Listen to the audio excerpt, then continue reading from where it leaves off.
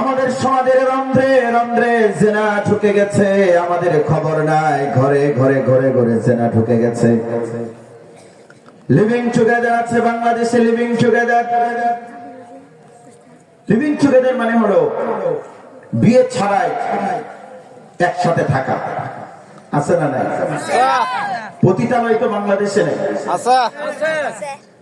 অত্যন্ত দুঃখজনক ব্যাপার হলো বাংলাদেশ স্বাধীন হবার পর থেকে এই 53-54 বছরে আমরা অন্তত 30-35 বছর ধরে বাংলাদেশে মহিলা প্রধানমন্ত্রী পেয়েছি।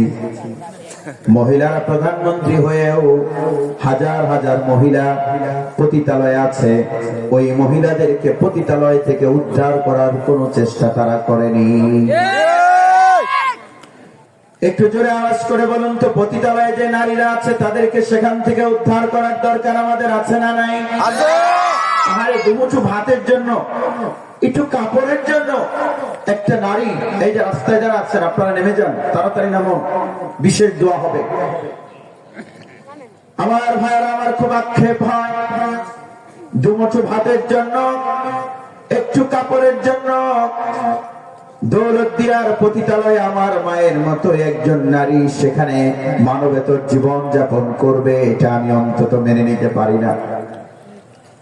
আফসোস আমার ভাইয়েরা, 2 জন নারীকে প্রধানমন্ত্রী বানিয়ে আর 2 ডজন, এই 2 ডজন হলে কতজন হয়? 24 জন। 2 ডজন হলে কত হয়? 21 না 22? 24।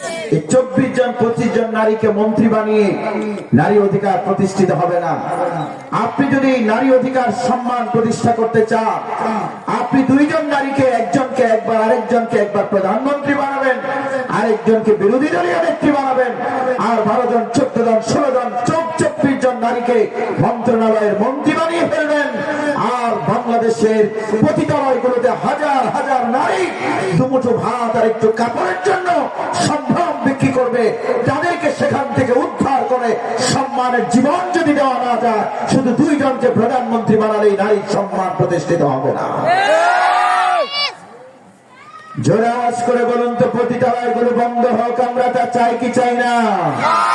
কে কে চান? 2 হাত উঁচু করে দেখা। লিল্লাহি তাকবীর, লিল্লাহি তাকবীর, কোরআন সুন্নাহর আলো।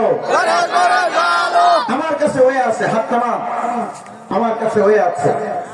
বাংলাদেশে বড় একটা চ্যারিটি অর্গানাইজেশনকে আমি সেই পরামর্শ দিয়েছি, তারা খুব দ্রুতই কাজ করবেন। আপনারা যারা আমাকে সামাজিক যোগাযোগ মাধ্যমে ফলো করেন তারা জানেন,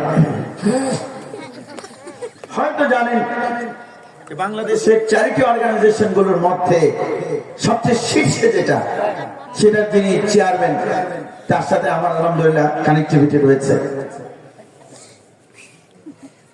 সেখানে আমি বলেছি যে বাংলাদেশের যাকাত তুলে আপনি যদি আজকে বলেন যে পতিতালয় বন্ধ করবেন, পারবেন না।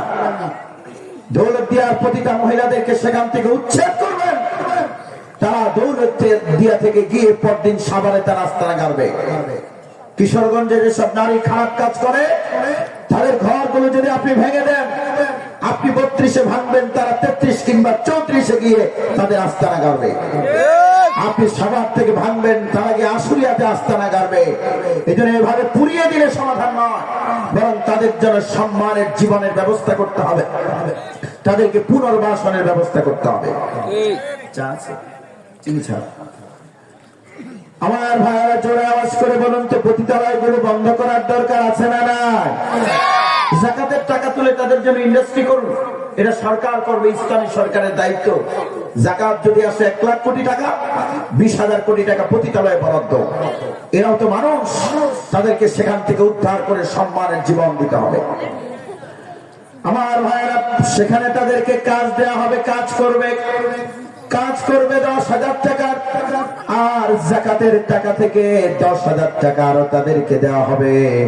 জোরে বলুন তো, 10,000 আর 10,000 কত হলো? 20,000 টাকা পাবে একজন নারী।